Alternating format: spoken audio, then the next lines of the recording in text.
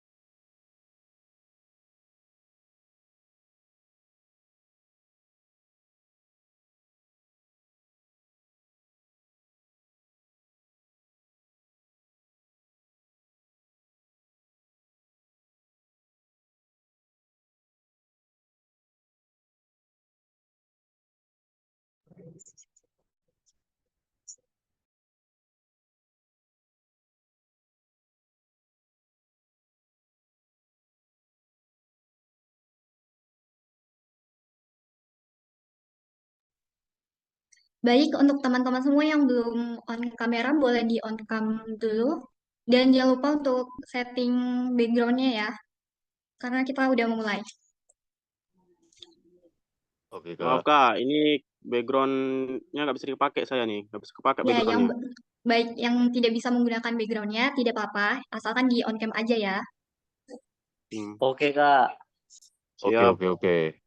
Oke, siap, siap. silakan di mute dulu mic-nya. Oh ya, Ya, Baik, Kak, ya, Kak, ya, Kak. saya mulai ya. Assalamualaikum warahmatullahi wabarakatuh. Shalom, Om Swastiastu, Namo Buddhaya, Salam Kebajikan. Halo-halo teman-teman semuanya, selamat pagi dan selamat bergabung di webinar Dunia Kerja yang diselenggarakan oleh PPLG SMK Negeri 4 Tanjung Pinang. Bersama saya Sica yang akan menemani teman-teman semua dalam 1 jam ke depan. Tidak sendiri, di sini kita sudah undangkan seorang expert ya sebagai narasumber, yaitu Bapak Kurniadi, senior programmer yang mana saat ini sedang aktif menjadi senior iOS engineer di Bits Media. Jadi bersama Bapak Kurniadi di sini nantinya kita akan belajar seputar yang pertama ada tren dan teknologi terkini, yang kedua ada perjalanan karir di industri RPL, keahlian penting di bidang IT, hingga membangun portofolio yang menarik. Setelahnya ada sesi tanya jawab. Jadi untuk teman-teman semua bisa dipersiapkan pertanyaannya untuk narasumbernya ya. Juga link kehadiran akan di-share setelah materi di kolom komentar. Nah, tidak perlu berlama-lama lagi. Di sini kita sambut dulu Bapak Kurniadinya. Untuk Bapak Kurniadi sudah ada? Ya, Ya, Pak. Apa kabarnya, Pak? Alhamdulillah, baik. Apa kabarnya Mbak dan Mas-mas di sana? Baik. Oke, bisa kita langsung saja mungkin ya, Pak. Tidak perlu berlama-lama lagi. Baik, baik. Dipersilahkan. Saya share screen saya dulu ya. Bentar.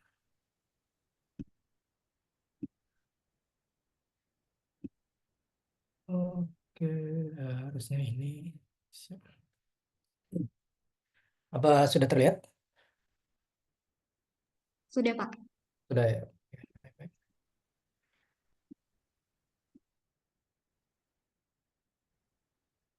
Oke, Assalamualaikum warahmatullahi wabarakatuh. Waalaikumsalam warahmatullahi wabarakatuh. Waalaikumsalam wabarakatuh. Waalaikumsalam Waalaikumsalam warahmatullahi wabarakatuh. Waalaikumsalam warahmatullahi wabarakatuh. Waalaikumsalam. Waalaikumsalam. warahmatullahi wabarakatuh. Apa kabar? Selamat pagi semua. Baik, Kak. Alhamdulillah baik. Alhamdulillah Baik, baik, Pak. Pak. Kita Baik, belum Pak. ada. Baik.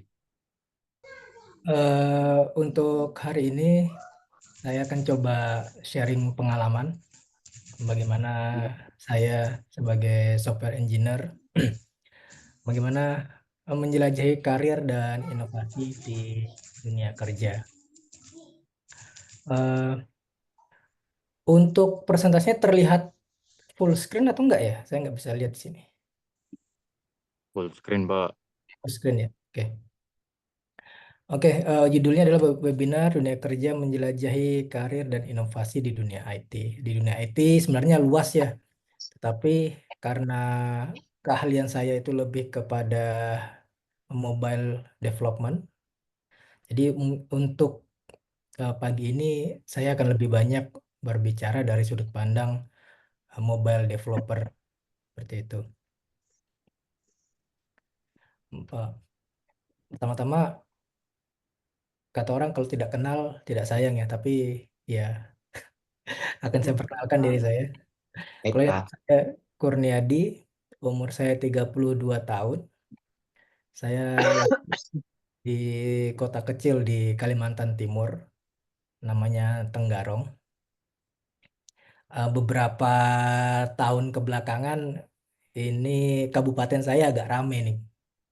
Karena kebetulan di kabupaten saya itu, saya ibu kota kabupaten, di ibu kota kabupaten, dan di kabupaten itu sebagian wilayahnya akan dijadikan ibu kota Nusantara yang baru, ibu kota Indonesia yang baru. Jadi kalau bisa dilihat itu jarak antara ibu kota yang baru dan tempat saya itu sekitar 3,5 jam lah. Itu udah naik tol. Dan untuk saat ini domisili saya di Jakarta, di Tangerang Selatan, di sedikit di luar Jakarta. Jadi saya itu dari SD,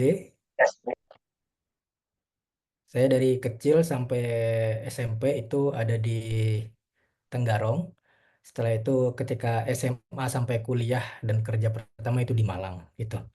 Dan seperti yang saya tulis di sana, saya pertama kali tahu dunia komputer itu ketika SD. Jadi kebetulan ketika itu di SD saya, namanya SD daerah ya, kedapat 2 atau 3 komputer gitu dari yayasan. Jadi saya dulu sekolah di SD Muhammadiyah, dapat 2 atau 3 komputer dan guru guru di sana itu bilang siapa yang mau belajar komputer datang ke sekolah hari Minggu. Jadi saya sama beberapa beberapa teman nggak banyak, cuma sekitar 3 atau 4 orang itu datang ke sekolah pada hari Minggu. Bisa ditebak apa yang kita lakukan di sana? Kita main Microsoft Word, yang mana pada saat itu udah kerasa keren banget ya main komputer Microsoft Word. Itu dari awalnya dari sana. Setelah itu SMP udah mulai ya kita tahu lah, zaman itu kan saat itu warnet udah mulai ada ya SMP itu ya. Udah mulai sering ke warnet, terus eh, cari-cari info tentang sekolah komputer segala macam. Akhirnya saya memutuskan ketika SMK akhirnya saya ke Malang. Karena pada saat itu di tempat saya kebetulan di kota saya kebetulan belum ada sekolah menengah kejuruan yang berbasisnya IT. Seperti itu. Sehingga saya datang ke Malang. Di Malang pun akhirnya saya memilih untuk belajar teknik komputer dan jaringan. Setelah lulus dari sana, lulus SMK, jadi ini kan sama-sama orang anak SMK ya, kita tahulah bahwa anak SMK itu kan lebih banyak ke prakteknya ketimbang teorinya kan. Jadi ketika itu saya agak galau juga tuh antara kerja atau kuliah. Tapi alhamdulillah orang tua dikasih rezeki saya kuliah dulu. Kuliahnya di teknik informatika. Yang mana sebenarnya saya agak salah jurusan karena saya kira teknik informatika itu nanti adalah kelanjutan dari teknik komputer jaringan. Ternyata teknik informatika itu lebih ke pemrograman. Tapi nggak masalah karena kita kan hidup selalu belajar ya. Jadi ya kita belajar aja terus. Jadi di Universitas Muhammadiyah Malang, alhamdulillah 3,5 tahun lulus, tepat waktu, alhamdulillah, dan mendapatkan gelar S1-nya dari Universitas Muhammadiyah Malang gitu. Di situ saya tuliskan bahwa keluarga saya itu bukan keluarga terpelajar, itu benar. Saya itu sarjana pertama di keluarga besar saya. Jadi keluarga besar saya itu saya orang Malang, orang Jawa, terus orang tua merantau ke Kalimantan dan orang tua itu ketika di Malang itu tinggalnya di desa agak jauh dari kota, bukan agak jauh, jauh banget. Dia mepet-mepet laut itu di selatan. Orang tua saya dua-duanya SD aja nggak lulus gitu kan, tapi dua-duanya bertekad bahwa anaknya harus harus bisa lebih pinter lah timbang orang tuanya. Sehingga dengan segala keterbatasnya pun saya tetap dikuliahkan itu. Jadi seperti yang saya bilang ketika merantau itu orang tua saya bukan pegawai. Jadi orang tua saya ini kondisi sekarang. Jadi orang tua saya itu sekarang masih berjualan bakso gitu, berjualan bakso. Dari saya kecil sampai sekarang juga masih berjualan, jadi sekitar hampir 30 tahun. Kenapa jualannya di pinggir jalan? Sebenarnya saya sudah pernah tawarin buat buat sewa ruko gitu ya. Tapi mungkin karena rezekinya berbeda, orang tua saya beranggapan bahwa kalau rezekinya lebih bagus di kaki lima, kenapa harus menyewa ruko? Jadi seperti itu. Jadi keterbatasan itu menurut saya bukan suatu halangan ya, harusnya menjadi motivasi lah. Saya nggak tahu background teman-teman apa, mungkin ada yang orang tuanya wira swasta, ada yang pegawai, ada yang berkecukupan menengah ataupun kurang. Eh, Kalau menurut saya segala sesuatu apapun yang dikasih Allah, kasih Tuhan itu, jadikan aja motivasi dan batu loncatan lah dalam setiap hidup kita. Pokoknya jangan mengeluh dengan keadaan dan harus harus berjuang untuk mendapatkan lebih baik. Ini background saya sedikit. Jadi kayak tadi saya bilang bahwa saya awalnya jaringan, terus kecemplung di dunia eh, software engineer, yang mana dunianya agak berbeda sebenarnya. Jadi ini karir saya di dunia IT. Itu tahun 2008 sampai 2010, itu masa-masa saya SMK. Itu karir pertama saya di dunia IT. Saya kan tadi bilang bahwa saya jurusan TKJ kan. Jadi ketika 2008 itu eh, saya disuruh bikin warnet. Bukan uang saya. Jadi saya disuruh bikin warnet sama orang karena mereka menganggap bahwa saya udah bisa setting-setting jaringan segala macam. Saya disuruh bikin warnet. Habis disuruh bikin warnet itu saya ya akhirnya disuruh nunggu juga di sana. Jadi di 2008 sampai 2010 itu saya bisa dikatakan tinggal ya, walaupun saya punya saudara dan saya tinggal sama saudara saya, tapi sebagian besar malam saya, hidup saya itu kebanyakan di warnet. Selain jadi pagi sekolah sampai siang atau sore, karena di SMK saya itu sampai kadang jam 5 kadang jam 3 gitu. Setelah itu langsung ke warnet ini ngejaga gitu. Alhamdulillah yang punya itu suportif. Jadi kita boleh untuk ngoprek-ngoprek apa tentang jaringan di sana, sehingga karena saya banyak prakteknya, kayak saya bilang SMK kan banyak prakteknya, dan saya beruntung banget ini ketika itu dapat tempat praktek di warnet, sehingga ketika ada uji kompetensi tentang TKJ, ya saya tidak terlalu banyak masalah, karena kalau teman-teman saya mereka cuma bisa melakukan percobaan ketika di sekolah, kalau saya hampir ya suka-suka saya ketika ada trouble atau apa, ada konfigurasi jaringan baru, itu ya saya langsung langsung terjun ke lapangan. Kalau ada masalah pun kayak saya bilang tadi bahwa bosnya yang di sini suportif nih, jadi tidak ya ada masalah ya ya udah, namanya orang sambil belajar kan, ya nggak apa-apa, dibiarin aja. Terus lanjut 2010, 11, 12 itu saya fokus kuliah. Ketika itu di Muhammadiyah Malang. Ketika 2013 tuh baru saya mulai menjadi asisten asisten lab selama 1 tahun. Dan kalau dilihat juga di sebelah kanannya itu ada 2013 juga. Kenapa saya kasih kasih waktu yang sama? Karena di 2013 juga lah saya pertama kali terjun secara profesional ke dunia mobile development.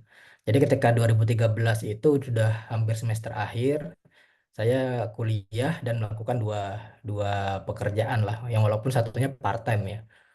Jadi ketika 2013 itu saya kuliah sebagai asisten lab di beberapa mata kuliah, dan dari sore sampai malam itu saya menjadi full time, karyawan full time di di sebuah software house di Malang. Sampai sekarang itu berarti saya sudah hampir berapa tahun nih? 9 tahun ya kali ini eh, karir saya di dunia mobile seperti itu. Nah, ini untuk pengalaman kerja. Jadi pengalaman kerja saya itu saya nggak terlalu banyak pindah kantor. Saya baru pindah kantor 4 kali di sini. Jadi di Algo Studio itu eh, software house pertama saya yang saya bekerja secara full time. Di sana saya menjadi iOS developer, saya menjadi Windows Phone developer juga. Saya nggak tahu deh, mungkin belum pernah ada yang dengar Windows Phone developer ya. Jadi zaman zaman dahulu kala itu Microsoft bertekad untuk menyaingi Apple. Oke. eh, Microsoft bertekad menyaingi Apple, sehingga mereka membuat namanya Windows Phone berbasis WinRT seperti itu. Sebelumnya berbasisnya Silverlight, terus berbasis WinRT diganti. Nah, jadi di sana saya eh, role-nya pertama sebagai Windows Phone developer, setelah itu menjadi iOS developer. Setelah di Malang, saya pindah ke Jakarta. Nah, di Jakarta ini saya full menjadi iOS developer. Tapi beda lagi nih, kalau di Malang itu iOS developernya dia kan pakai Swift. Kalau di Jakarta itu dia pakai Objective-C dan Swift. Selanjutnya setelah itu nggak lama, setelah 1,5 tahun saya pindah lagi ke KMK Labs atau video. Jadi video, eh, pernah dengar video kan ya? Pernah, Pak.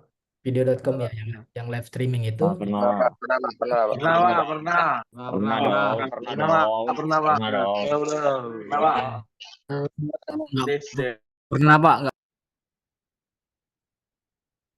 Ya, jadi di video.com itu saya agak lama, hampir 6 tahun ya, hampir 5,5 tahun. Di sana itu awalnya namanya KMK Labs. KMK Labs itu dulu bikin video dan maintain BBM, itu BlackBerry Messenger. Ini saya yakin juga generasi sekarang nggak tahu nih BlackBerry Messenger itu apa, tapi mungkin guru-gurunya tahu dan pernah pakai zaman dulu BlackBerry Messenger. Jadi ketika BlackBerry Messenger itu dibeli sama orang Indonesia, itu developernya dipindah ke Indonesia dan kamilah yang mengerjakan seperti itu. Habis itu saya eh, jadi bolak-balik, kadang di BBM, kadang di video. Kalau dilihat lagi di video tuh saya ada 2 role. Jadi kadang iOS dan Android. Jadi di tiga tiga perusahaan yang udah saya lewatin itu tantangannya ada semua. Kalau di Algo Studio di Malang itu saya pertama kali belajar iOS pakai Swift dan C# buat Windows Phone. Di Dynet Internasional, walaupun saya pakai iOS, saya development iOS tapi pakai Objective-C dan Swift. Di KMK Labs, walaupun saya title-nya itu iOS Engineer, tapi saya mendapat kesempatan untuk menjadi Android juga. Yang terakhir, yang sekarang tempat saya bekerja sekarang, yaitu di Beats Media. Beats Media ini basisnya di Singapura. Nah, dia ada kantor perwakilan di Malaysia dan di Indonesia. Sekarang ada kantor engineer juga di Bangladesh. Jadi kalau yang mungkin tidak familiar dengan nama perusahaannya, lebih familiar dengan nama aplikasinya. Aplikasinya namanya Muslim Pro. Ya mungkin pernah pakai buat lihat kiblat atau lihat jadwal sholat atau baca Al-Quran dari sana. Nah, disitulah eh, tempat saya sekarang bekerja selama kurang lebih hampir 2 tahun. Dan saya bekerja secara remote dari Indonesia. Jadi kantornya di Singapura. Selanjutnya adalah, jadi dari 4 tempat kerja saya itu, keahlian 4 karir saya di perusahaan itu dan pengalaman ketika membuat warnet, apa aja nih keahlian yang udah saya dapat selama itu. Itu saya bisa iOS, Android, Windows Phone, dan jaringan. Ya, walaupun jaringannya udah ya kalau dasar-dasarnya masih paham lah ya, tapi perkembangannya udah nggak terlalu ngikutin. Windows Phone ini udah mati ekosistemnya, jadi nggak dilanjutin. iOS dan Android ini yang masih masih bisa saya pegang. Jadi yang saya bilang tadi, ketika sebagai software engineer itu kita pantang banget untuk bilang enggak gitu. Jadi ketika ada suatu task, walaupun itu bukan keahlian kita, jadi garis bawahnya selama diberi waktu buat belajar, kalau saya itu akan saya ambil. Ketika saya di Dynet, saya tidak bisa Objective-C, tapi saya dikasih waktu buat belajar Objective-C, oke saya ambil.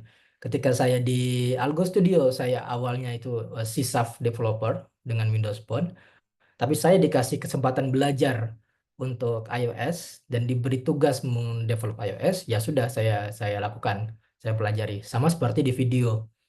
Di video walaupun basis saya itu iOS developer, tapi ketika mendapatkan kepercayaan untuk menjadi Android developer, selama diberi waktu buat belajar, saya rasa tidak ada halangan buat kita sebagai software engineer itu untuk menolak. Jadi mindsetnya adalah bahasa pemrograman, framework itu adalah tools. seperti itu. Jadi anggaplah kita ini tukang gitu kan. Kita mau dikasih palu kayak, mau dikasih cangkul kayak, mau dikasih traktor, selama kita dikasih waktu buat belajar, buat buat mengerti mengerti cara pakainya, mengerti konsepnya, nggak ada halangan bagi kita untuk belajar dan berpindah switch ke platform yang lain. Karena ada beberapa orang yang saya temuin di pengalaman saya, ketika mereka dari contohnya dari Windows Phone, terus mereka dipindah ke iOS, mereka nggak mau, terus malah resign. Sama kayak ketika dari iOS pindah ke Android, mereka nggak mau, terus malah resign. Alasan resign mungkin macam-macam ya, tapi kalau misalnya alasannya adalah karena kita tidak mau belajar platform itu saya rasa salah satu alasan konyol sih, karena sebagai software engineer belajar itu hal yang tidak akan pernah berhenti, kapanpun pasti akan belajar terus. Jadi mindset yang harus ditanamkan adalah bahasa pemrograman itu hanyalah alat, hanyalah tool, ya kan? Yang menguasai itu tergantung diri kita sendiri. Jadi selama kita bisa menguasainya, selama kita punya kemampuan untuk menguasainya, mau dipindah apapun nggak masalah.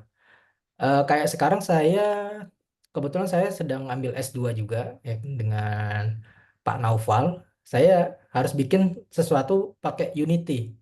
Ya, saya belum pernah sama sekali belum pernah develop Unity nih. Tapi karena namanya tesis kan suka-suka kita ya ininya apa pace belajarnya. Selama itu saya punya waktu buat belajar, saya akan lakukan tantangannya. Tapi kalau misalnya di suatu perusahaan kita tidak dikasih waktu buat belajar, tapi bilang tiba-tiba, Kurnadi, besok ada ini ya, ada tugas di Android, kamu ke sana gitu. Tanpa dikasih waktu buat belajar, ya kita baik-baik aja bilang bahwa saya nggak bisa, tapi kalau misalnya dikasih waktu buat belajar, oke saya lanjutkan. Tapi kalau nggak dikasih waktu, ya mustahil saya bisa selesaikan seperti itu. Jadi saya kurang paham ya. Ini kan di SMK-nya jurusannya perangkat lunak dan game ya. Ya itu kan juga software sebenarnya. Jadi kalau misalnya pun nanti ketika apa yang dipelajarin ketika SMK dengan tugas kerja nyata itu tidak sesuai dengan penjurusan, saya bilang tadi, selama dikasih waktu buat mempelajarin, kalau saya gas aja sih. Nggak usah takut buat belajar seperti itu. Nah, problem untuk mobile developer saat ini, apalagi buat yang baru mulai ya, buat yang baru mulai itu adalah apakah kita harus memilih cross platform app development atau native app. Jadi kalau cross platform itu kayak ada Flutter ya kan, ada React Native. Kalau native app ada Xamarin juga. Kalau native app itu jelas Android dan iOS itu pakai Swift atau pakai Kotlin seperti itu. Jadi keunggulannya kalau misalnya kalian langsung belajar cross platform itu lebih simpel. Jadi satu code base buat langsung dua platform kan. Jadi lebih hemat biaya juga dari sisi perusahaan ya, lebih hemat biaya. Tapi planningnya harus bagus dan waktunya jadi lebih singkat dari proses development ke production untuk kalau dibandingkan dengan native ya. Nah, untuk native sendiri berarti apakah kalah dibanding cross platform? Oh, tidak. Ya. Saya sendiri native developer. Saya sendiri belum punya kemampuan untuk cross platform pakai Dart atau pakai React Native. Jadi saya native app development. Apa kelebihan native app development itu satu, untuk native apps sepanjang yang saya alami itu jika ada bugs yang berhubungan dengan performance, kalau pakai cross platform itu susah banget ngefixnya. Kalau pakai native itu lebih mudah di trackingnya. Karena kalau pakai cross platform itu yang kita fix di iOS malah bisa jadi kejadian bugs di Android. Beberapa teman saya yang sudah melakukan development cross platform bilang seperti itu. Nah, terus biasanya kalau misalnya native app kita bisa apa ya? Misalnya Apple kasih updates nih, ada implementasi baru, kita bisa langsung aplikasikan di codebase kita kurang lebih seperti itu. Tapi tetap aja biasanya ada minimal version ya. Terus lebih optimize dari sisi manajemen memori, manajemen thread itu. Tapi jeleknya adalah yang ngerjain harus 2 orang buat iOS dan Android. Dan dan dari segi biaya biasanya lebih mahal karena harus bayar 2 developer kan dibandingkan cross platform. Tapi kelebihannya menurut pengalaman saya adalah ketika udah pada stage di mana kita nggak lagi ngejar MVP, MVP itu minimum viable products atau minimal produk yang bisa dipakai, itu native app biasanya akan lebih disukai untuk jalan yang panjang. Jadi ketika kita cuma cuma mau membuktikan POC atau mau pitching ke investor, itu malah cross platform lah yang biasanya dipilih. Nah, itulah yang saya tulis di sana. Jika Anda belum pernah punya pengalaman sama sekali dengan salah satu platform, maka lebih baik dalami native terlebih dahulu. Karena pada dasarnya konsep di aplikasi modern, di iOS dan Android yang saya contohkan ini, konsepnya saat ini hampir-hampir sama. Bahkan dari bahasa, Kotlin sama Swift itu, saya nggak bilang berapa persennya, tapi kalau misalnya kita lihat sekilas, itu susunannya sekarang sangat sama. Apalagi sekarang si iOS, dia ada Swift UI, si Android dengan Kotlin-nya dia ada Compose. Itu kalau di side by side kan, itu akan terlihat mirip. Beda dengan yang zaman dahulu dengan ada Java dan XML file. Makanya itu di sini untuk saran saya, ketimbang terlalu berpikiran jauh kayak wah kalau misalnya saya bisa cross platform nih enak nih bisa langsung bikin aplikasi 2. Iya, bisa seperti itu, tapi pada pada suatu titik di mana native app itu akan lebih dibutuhkan karena saya bilang tadi performance itu, memory consumption, memory management itu sulit untuk dilakukan di cross platform.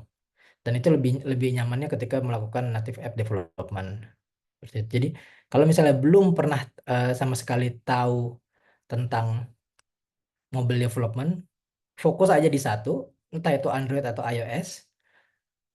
Dalamin dulu bahasanya, frameworknya bagaimana, terus memori manajemennya bagaimana. Setelah dirasa cukup, baru belajar yang iOS. Tidak usah terlalu dalam yang iOS, tapi saya bisa pastikan bahwa ketika belajar iOS, setelah iOS atau Android, setelah menguasai salah satu antara iOS dan Android, maka belajar yang kedua itu akan lebih gampang. Itu yang terjadi sama saya. Ketika saya sudah menguasai iOS, ketika saya belajar Android, saya cuma butuh waktu sekitar 2 minggu, 2 atau 3 minggu untuk bisa mulai melakukan tasks di Android. Seperti itu. Selanjutnya nih, bahasa apa nih yang harus dipilih? Ini kegalauan kembali orang kita ketika mau memulai karir. Karena kan bahasa di luar sana banyak ya. Di iOS saja udah ada 2, Objective-C sama Swift. Di Android juga ada 2, ada Kotlin, ada Java. Terus ada C# yang dipakai C Xamarin, ada JavaScript dipakai React Native, ada Dart dipakai Flutter. Nah, yang mana nih harus kita pilih sebagai pemula? Kalau saya secara personal, ya, eh, jawaban dari pertanyaan ini akan bisa dilihat dari perbandingan yang saya tunjukkan ini. Oke, kelihatan ya? Jadi di situ ada Kotlin, dia pakai Compose, ada Swift, dia pakai Swift UI, ada Dart, dan ada JavaScript, yang dipakai React Native. Kalau dilihat yang Kotlin sama Swift, strukturnya hampir sama kan. Inilah yang saya bilang di proses development aplikasi modern antara Kotlin sama Swift itu udah hampir-hampir mirip, dan kita kalau secara sekilas itu tidak bisa membedakan secara sekilas ya. Tapi nanti kalau misalnya udah kompleks ya kelihatan beda. Tapi kalau sekilas aja, oh ya ini kayak susunan di Kotlin atau Swift karena semuanya menggunakan deklaratif paradigma. Nah, jadi semuanya menggunakan deklaratif paradigma. Bagaimana dengan Dart? Kalau dilihat Dart sebagai pilihan multiplatform ya agak beda sedikit, tapi deklaratifnya masih masih terlihat lah gitu. Kayak colorsnya masih statik, ya kan. Edge insetnya masih masih statik. Berbeda dengan Flutter. Kalau Flutter, bukan Flutter, React Native maksudnya. Berbeda dengan React Native. Di React Native sendiri terlihat lebih berbeda ketimbang teman-temannya. Seperti itu. Tapi saya nggak bilang React Native jelek ya. Nanti saya kasih tahu alasan kenapa kenapa saya bilang saya memilih bahasa itu. Ini perbandingan kedua. Perbandingan kedua antara Kotlin sama Swift dilihat lagi. Lihat code structure-nya hampir-hampir sama. Sama seperti Dart. Code structure-nya hampir-hampir sama. Ya kan? Deklaratif UI semua. Ya walaupun si React Native juga deklaratif UI ya. Ketika kita bandingin dengan Flutter dengan React Native sih terlihat berbeda sekali. Implementasi hal yang sama dilakukan di React Native, di Swift, dan di Kotlin. Kalau kita bandingin sama tadi yang Dart ya masih masih lumayan kebaca lah. Kalau misal kita bisa baca Swift, maksud saya Kotlin, terus kita baca ke Swift, terus kita baca ke Dart, itu loncatnya nggak jauh. Tapi kalau kita dari Kotlin ke Swift terus tiba-tiba ke JavaScript-nya React Native, itu loncatnya agak jauh. Nah, di sini disinilah yang terjadi yaitu konteks switchingnya agak banyak nih kalau kita memilih JavaScript seperti itu. Kesimpulannya, ini kesimpulan yang paling penting. Jadi saya nggak bilang JavaScript itu buruk, nggak. Saya nggak bilang web-based multi-platform engine yang buruk, nggak. Tapi kalau misalnya kita benar-benar nol, tidak punya pengalaman sama sekali di bidang mobile development ya. Kalau misalnya kita disuruh pilihannya antara native ataupun multiplatform, saran saya native aja terlebih dahulu karena native itu lebih mudah dipahami, lebih stabil juga, lebih jarang aneh-aneh. Setelah selesai native, misalnya mau ke multiplatform, kita pilih lagi nih multiplatform mana yang mau kita pakai. Apakah mau pakai Flutter atau React Native? Dari perbandingan tadi, kalau misalnya kita tidak mau pusing-pusing banget, ya kita pilihnya Flutter atau Dart. Karena ketika kita pilih JavaScript, di development aplikasi modern sekarang, itu Flutter, Swift, Dart, Swift, dan Kotlin, itu bahasanya udah 11, 12, 13 lah. Loncatnya nggak terlalu jauh. Jadi kalau kita menguasai salah satunya, mau belajar yang lain itu agak lebih gampang ketimbang ke yang JavaScript itu. Tapi misalnya pun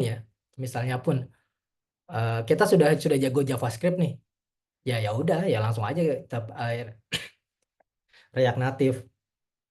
Nggak usah bingung-bingung. Oh berarti saya harus ganti ini dong, harus ganti bahasa dong. Nggak. React Native sendiri sekarang lowongannya juga banyak aja, masih banyak aja. Ini kan kasusnya kalau misalnya belum belum tahu bahasa mana yang mau dipilih nih, ya kan? Kalau udah jago JavaScript ya lanjut aja React Native karena React Native juga eh, banyak masih jobnya. Perbedaan job yang diposting buat multi platform dan native itu biasanya adalah kalau multi platform itu job openingnya kebanyakan ya nggak harus selalu. Kebanyakan itu untuk perusahaan skalanya yang karyawannya masih mau berkembang, sehingga mereka butuh cost yang sedikit tapi duitnya yang masuk banyak seperti itu. Sedangkan kalau misalnya yang native itu biasanya dipakai ketika perusahaan udah gede banget, dan apa bug-bug yang muncul tuh bukan lagi bug-bug fitur tapi bug-bug performance, yang mana yang udah sulit sekali kalau misalnya udah dipakai pakai multi platform. Nah, optimalisasinya itu biasanya menggunakan native platform seperti itu. Jadi dua-duanya tetap akan ada pasarnya masing-masing sejauh ini. Sejauh ini saya kan udah kerja hampir sekitar 9 tahun ya. Perdebatan antara native sama multi platform itu memang udah ada dari zaman dahulu kala, dari zaman saya masih coding Windows pun juga si Windows itu bahkan sudah mengklaim mereka punya teknologi namanya WinRT itu yang bisa di-run di iOS juga. Padahal under Xamarin juga nanti dia. Jadi setelah dia akuisisi Xamarin, mereka bikin multiplatform juga, ya kan, si Windows Phone ini. Jadi kalau dibilang ini tren terbaru, enggak. Tapi saya cuma memberikan insight lah ya. Kalau misalnya masih bingung banget nih, ya udah coba aja salah satu yang paling mudah, yang paling mudah di opini saya adalah native, karena native itu magicnya agak kurang banyak, jadi lebih lebih tertata. Terutama kalau yang Apple kan dia develop langsung sama si Apple, jadi di closed source lah istilahnya. Jadi nggak akan terlalu banyak variannya. Nah, terus Kotlin dia sebenarnya kan bawaannya JetBrains ya, si Kotlin itu bawaannya JetBrains, bahasanya punya JetBrains. JetBrains itu perusahaan Rusia kalau nggak salah, JetBrains itu. Nah, tapi adopsinya sangat tinggi di Android. Kalau yang lain kayak React Native kayaknya dulu Facebook tapi di open source. Dart itu punyaan Google. Nah, jadi kalau pilih bahasa yang supportnya gede, di support perusahaan gede. Karena mereka akan berusaha buat biar bahasa mereka lebih lebih banyak yang pakai. Sekarang pun di Swift dan Kotlin, Swift itu sekarang sudah mulai ada penggunaan untuk multiplatform. Jadi di Swift itu bisa dipakai buat backend, terus bisa dipakai buat Swift buat Android itu masih eksperimental. Sedangkan untuk Kotlin itu lebih luas lagi. Kalau bisa Kotlin, bisa backend. Backend banyak pakai Kotlin, ya kan. Terus ada namanya Kotlin multiplatform. Itu bisa bikin aplikasi multiplatform pakai Kotlin. Yang mana kalau di perusahaan saya sebelumnya video itu sudah mulai pakai, dan yang develop itu nggak yang kaleng-kaleng, dalam artian itu yang develop kalau yang di video itu pasti yang udah senior ke atas, yang junior nggak dikasih buat yang multiplatform seingat saya, karena memang rata-rata senior di video itu udah ke expose dua platform Android dan iOS, sehingga mereka lebih connect nih tentang apa yang bisa dilakukan sama Kotlin. Tapi mereka pada awalnya sama-sama native sebelum ke Kotlin platform. Nah, jadi apakah kalau misalnya nanti kita belajar Kotlin atau Swift itu nggak bisa multiplatform? Trennya sih semua bahasa yang tadi saya sebutkan, bahasa native yang saya sebutkan, itu trennya di masa depan akan diusahakan untuk bisa multiplatform semua. Ya, seperti itu. Itulah kenapa saya tadi dari awal bilang kalau misalnya belum punya background sama sekali tentang JavaScript, tentang web based teknologi, ya udah coba aja pakai Swift atau Kotlin terlebih dahulu kalau mau develop native seperti itu. Nah, ini kiat menjadi software engineer. Saya ketika menulis ini agak-agak lucu juga sih, apa ya Cap menjadi software engineer itu ya. Soalnya ya apa kayak karir saya lakukan yang terbaik aja sih sebenarnya karir saya. Tapi setelah saya pikir-pikir ada satu satu hal yang mensupport karir saya selama ini. Bahasa Inggris. Itu bukan bukan IT sama sekali kan bahasa Inggris itu kan. Tapi disadari atau tidak, semua tutorial, semua buku-buku yang bagus, semua artikel yang bagus itu bahasa Inggris semua. Jadi bahasa Inggris itu mutlak harus kita miliki, Goblok banget. ya. Minimal pasif, ya. Dan itulah yang membuat ketika kita bisa bahasa Inggris, kalau kita bisa pasif, kita bisa dapat knowledge. Tapi kalau kita bisa aktif, alhamdulillah saya bahasa Inggris lumayan aktif, walaupun tidak seperti native, tapi untuk bisnis level udah cukup. Kelemahan orang Indonesia, jika dibandingkan dengan engineer lain seperti India, Bangladesh, apalagi Vietnam, yang costnya lebih murah apalagi ya, Filipina, malah sekarang Filipina, itu adalah bahasa Inggris kita tidak aktif. Nah, jadi walaupun kita pintar di bahasa kita sendiri, ketika kita tidak bisa menyatakannya di bahasa Inggris, tidak bisa membuat orang lain paham tentang ide kita, ya tidak ada gunanya juga. Jadi kenapa saya tulis bahasa Inggris paling paling atas di sini? Karena saya menyadari bahwa di titik saya sekarang ini, kenapa saya bisa mendapatkan pekerjaan ini, ya karena bahasa Inggris saya alhamdulillah aktif. Saya tidak ragu untuk mengatakan apa yang saya pikirkan dalam bahasa Inggris. Sedangkan mungkin ada orang lain yang jauh lebih pintar daripada saya, tapi bahasa Inggrisnya tidak baik, mereka tidak bisa menyampaikan, ya percuma gitu kan. Yang kedua ada struktur data dan dasar komputer. Ini nomor 2 karena struktur data dan dasar komputer itu mau apapun bidangnya, selama dia pembuatan software engineering, itu pasti akan ada struktur data dan dasar komputer. Jadi ada kaidah queue, array, set, itu di seluruh bahasa pemrograman ada. Terus konsep heap, konsep memori, konsep header, konsep identifier, itu semua dasar komputernya ada. Jadi dasar komputernya sebelum kita pindah-pindah platform, pindah-pindah framework, ada baiknya belajar tentang dasar-dasar dulu. Nggak harus terlalu dalam, tapi mengerti konsepnya. Yang ketiga itu arsitektur aplikasi dan desain pattern. Ketika saya dulu pertama kali bekerja, mungkin 2 atau 3 tahun awal, itu saya tidak paham tentang arsitektur aplikasi dan desain pattern. Nah, jadi kalau dibilang itu programmer Rambo lah, pokoknya tembak kena sasaran, rilis seperti itu. Nah, tapi semakin kita bekerja lama, kita akan lama-lama menyadari bahwa ada beberapa hal yang bisa dilakukan secara efisien, dan cara melakukannya adalah dengan menggunakan arsitektur dan desain pattern. Yang terakhir testing.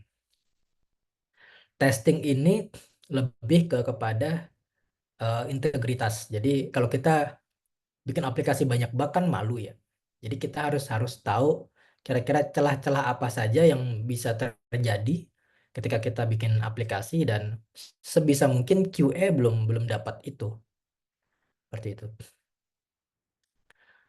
Untuk bahasa sendiri, saya lupa nambahin di sini. Jadi untuk bahasa sendiri, ada satu hal yang saya pelajarin dari suatu artikel di internet, bahwa kalau kita ini mediocre, saya menganggap diri saya mediocre ya, karena banyak sekali yang lebih jago di luar sana ketimbang saya tentunya. Yang kayak saya tadi bilang, salah satu kekuatan saya adalah di bahasa Inggrisnya, walaupun saya mediocre. Jadi kalau kita orang mediocre, penting bagi kita untuk memahami bahasa yang lain. Karena dengan memahami bahasa yang lain, kita sebagai orang mediocre ini bisa punya tempat lain selain di Indonesia.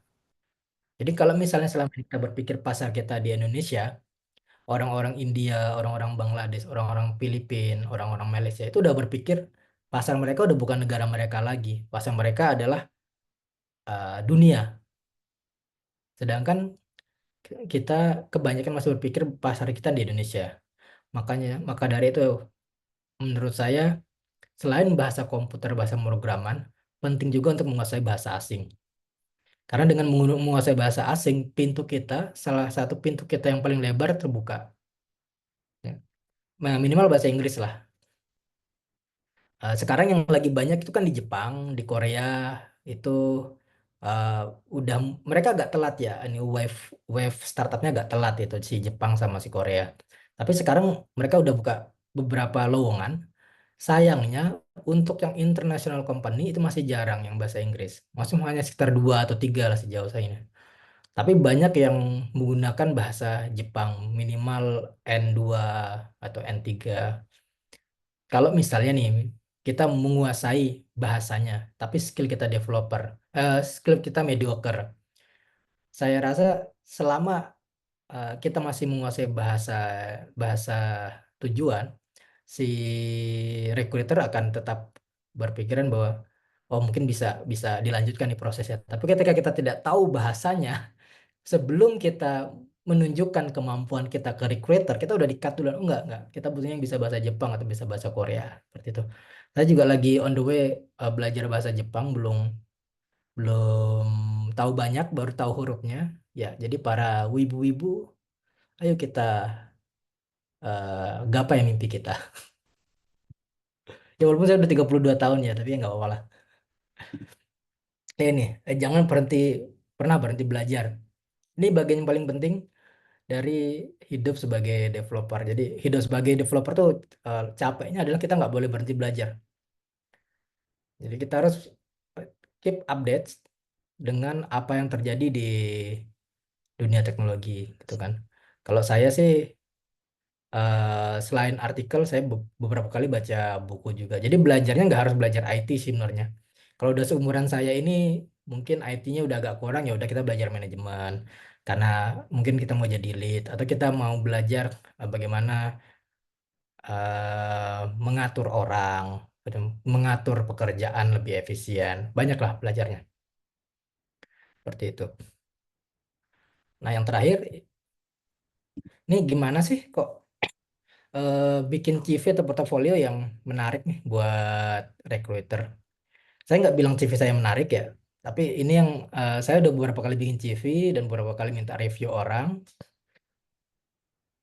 untuk perusahaan yang bukan perusahaan yang kecil gitu. Kelihatan nggak ya? Sih. Untuk perusahaan yang lumayan gede, gede dan perusahaan luar negeri, CV yang model kayak gini nih lebih lebih disukai. Ada yang sadar nggak bahwa di sini di CV ini nggak ada nama, nggak ada gambar saya. Satu, nggak ada gambar saya kan. Kedua, saya nggak nulis jenis kelamin saya. Yang ketiga, saya nggak nulis agama saya, ya kan? Apa yang saya tulis? Yang saya tulis, saya fokus menjual apa yang bisa saya lakukan. Saya experience di mobile development, terus Reactive Functional Programming, Kotlin, software development, segala macam. Sama dengan pengalaman saya. Apa yang saya tulis, pengalaman saya. Di pengalaman saya itu yang saya tulis adalah apa yang bisa saya lakukan ketika saya dikasih posisi itu, apa yang bisa saya improve, seperti itu. Seperti tuh saya bikin picture-in-picture behavior, navigation seamless, ya kan? Terus enhance collaborations. Di CV yang banyak saya baca, ketika saya di video, saya masuk salah satu tim recruitment. Jadi saya masuk tim recruitment dan interviewer. Ketika saya lihat CV-nya, itu banyak juga CV-nya yang cuma kasih tahun ini sampai tahun ini Android developer di sini. Tahun ini apa di sini. Tapi apa yang mereka lakukan sebenarnya di sana kan kita nggak tahu tuh, gitu kan. Ketika kita ngasih tahu apa yang kita lakukan dan bermain dengan angka, itu akan lebih stand out lah. Kayak itu di situ saya tulis tuh. Di ketika saya membuat video Premiere ya, saya bisa menyelesaikannya dalam waktu 2 minggu. Oke.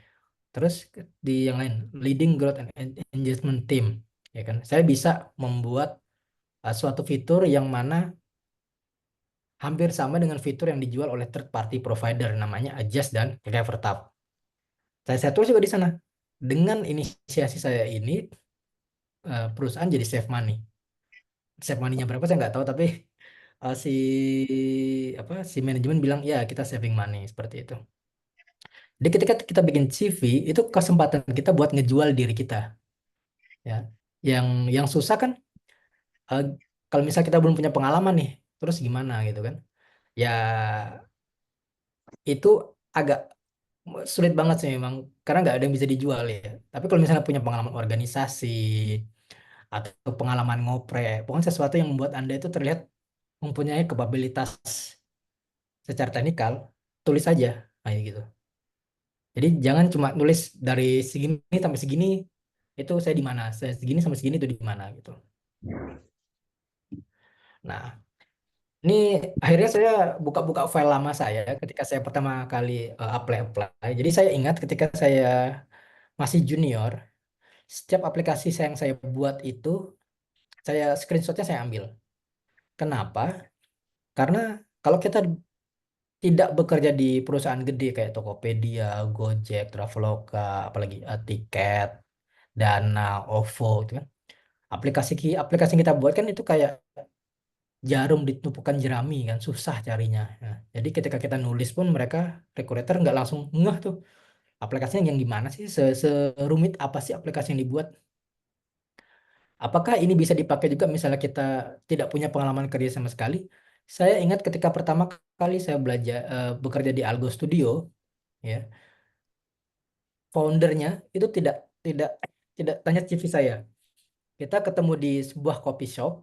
Zaman dulu sudah ada coffee shop ya, 9 tahun yang lalu. Jadi coffee shop nggak baru-baru ini banget sih. Zaman dulu udah ada. Kita ke coffee shop, saya duduk pesan makanan, beliau langsung tanya, udah bikin aplikasi apa aja? Ya sudah saya tunjukin aja yang saya tunjukin adalah tugas kuliah. Benar, saya yang tulis tugas kuliah. Kebetulan kuliah saya kan banyak tugas akhir ya. Saya tunjukkan ya tugas kuliah di Windows Phone. Dan ketika itu saya menjadi Microsoft Student Partner dan tugas saya ketika menjadi Microsoft Student Partner. Ya tunjukin aja. Saat itu yang saya bikin untuk tugas kuliah dan Microsoft Student Partner itu satu game dan satu aplikasi buat membaca buta warna.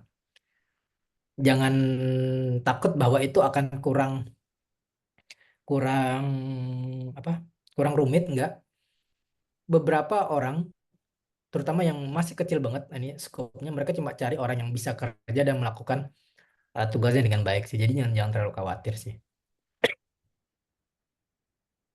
Dan hal yang menarik lagi adalah ijazah kuliah saya sampai sekarang ini itu belum pernah saya tunjukkan buat ngelamar kerja satu kali pun. Terus ada yang berkesimpulan, oh berarti nggak perlu kuliah ya? Ya kalau lagi ada biayanya kuliah ya, karena kuliah itu membuka cara berpikir. Jadi membuka cara berpikir. Saya bisa bilang bahwa apa yang saya terima ketika perkuliahan itu cuma sedikit sekali yang bisa saya aplikasikan di dunia kerja. Yang bisa saya aplikasikan model-model struktur data, desain pattern, gitu-gitu. Tapi yang hampir separuh yang lain mungkin nggak akan kepake sih memang. Tapi cara berpikir kita akan berkembang. Dan misalnya nih nanti dari SMK nggak lanjut kuliah, apakah bisa jadi software developer? Tetap bisa, tetap bisa. Saya punya beberapa teman, memang jarang ya. Sayangnya memang jarang. Jadi saya punya sekitar 3 teman yang di video itu. Mereka tidak kuliah, tapi masa ketika masuk video mereka tidak kuliah. Mereka masih lulusan SMK. Ya, SMK bisa. Jadi saya 3 orang itu memang lulusan SMK. Terus bekerja beberapa tahun, setelah itu baru kuliah. Sayangnya saya belum pernah ketemu yang lulusan SMA menjadi software engineer terus kuliah. Tapi kalau yang lulusan SMK jadi software engineer setelah ngumpulin duit terus kuliah itu saya sudah ketemu beberapa orang.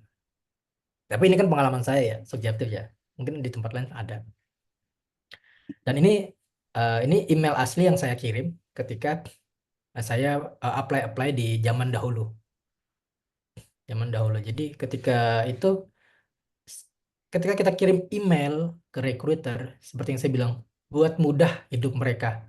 Kita kasih screenshot, kita kasih link ke aplikasi kita kasih apalagi mungkin kalau misalnya ada project pribadi, kita kasih link project pribadi, kita kasih repository ya, biar mereka bisa langsung forward ini ke klien mereka, entah ke lead atau technical lead, biar bisa dicek langsung, biar kita itu stand out lah dari yang lain. Nah, setelah kita kirim dan kita lakukan interview, kita tes segala macam, ya kita berharap kita akan dapat email seperti yang di sebelah kanan itu. Hi, congratulations, would like to offer you the position of iOS developer, bla bla bla. Nah, seperti itu. Ini tujuan akhirnya dari perjalanan kita mengapply pekerjaan seperti itu. Ini yang terakhir saya apply 2022. Gitu. Oh, dan satu lagi.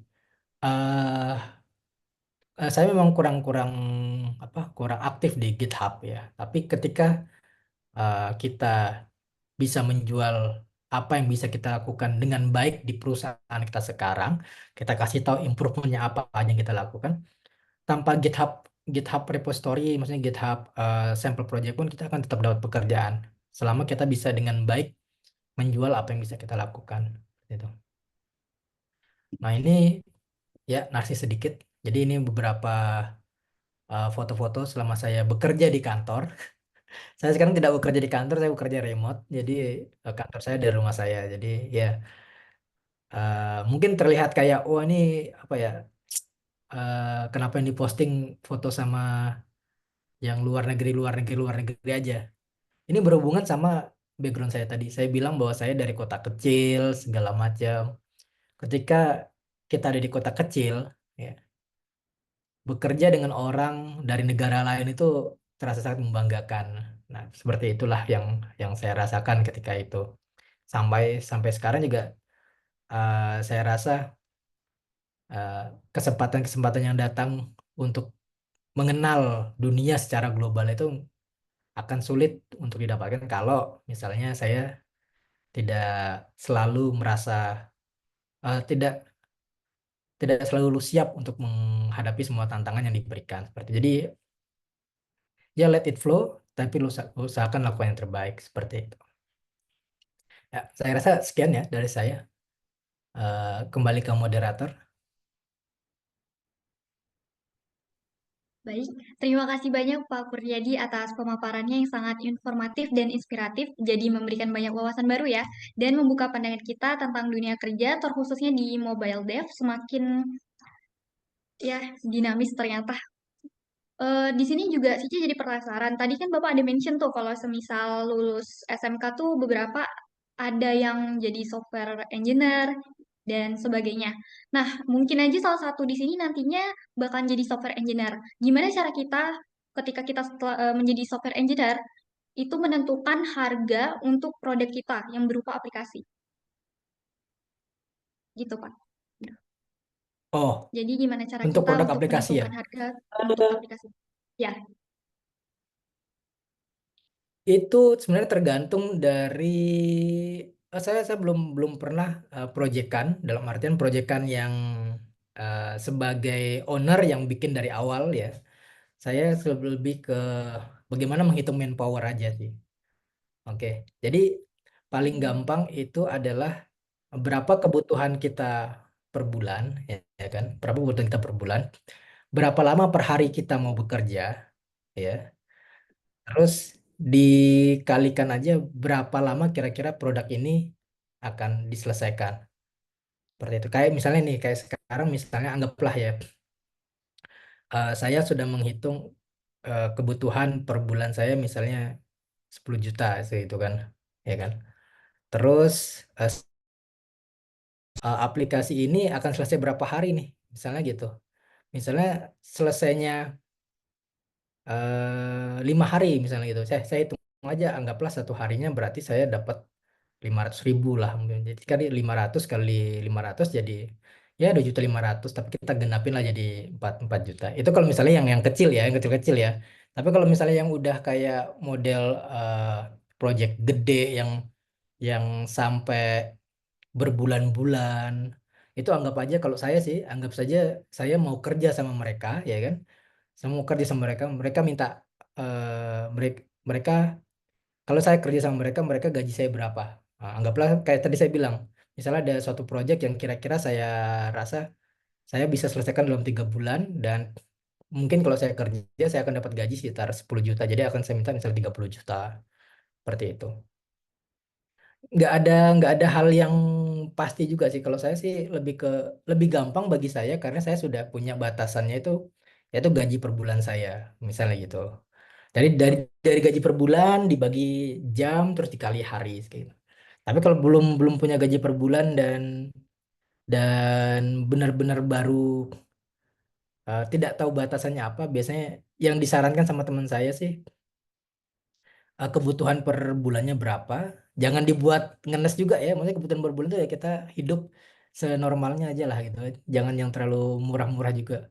Tapi jangan terlalu mahal juga, karena kalau kemahalan ya mereka kan pindah ke tempat yang lain juga. Jadi dirasa yang, terutama buat yang baru-baru, selama ini yang saya pahami adalah kalau baru-baru itu jangan sampai rugi, tapi jangan ambil untung kebanyakan. Nah, karena ketika ketika kita bisa kasih tahu mereka bagaimana kerja kita, mereka akan datang buat cari kita. Gitu. Saat ini sih saya selain bekerja di perusahaan itu memang ada proyek-proyek yang secara freelance saya kerjakan ya. Tapi saya sama sekali nggak cari. Kayak saya bilang, ketika kita sudah punya portofolio dan orang sudah tahu expert kita di mana, orang akan datang ke kita, orang akan nawarin. Kalau saya tadi saya bilang, kalau misalnya saya udah punya gaji bulan lebih gampang tuh, saya tinggal hitung aja berapa jam yang pernah akan saya eh, pakai. Dan klien-klien saya pun itu pernah dari India, pernah dari Singapura, yang sekarang lagi jalan juga lagi dari Singapura. Jadi saya kerja full time di Singapura ada sebagai konsultan yang tidak tiap full time juga, konsultannya dia kadang-kadang datang aja sih. Ya, dari Singapura juga ada, seperti itu.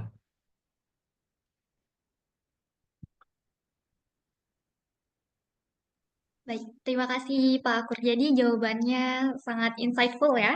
Nah, sekarang bukan si aja yang bertanya, dipersilakan untuk teman-teman yang mau bertanya boleh raise hand aja ya. Oh, oke, silahkan kepada Rizky Al-Hafiz. Mana tadi?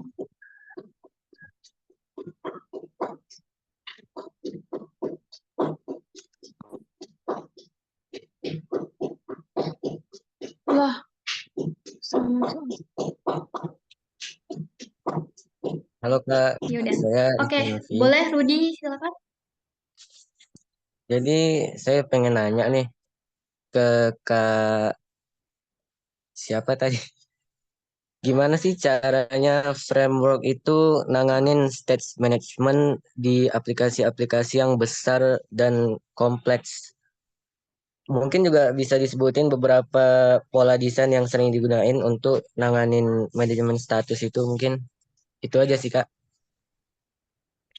Oh, kalau state management ya. State management yang pernah didengar apa aja?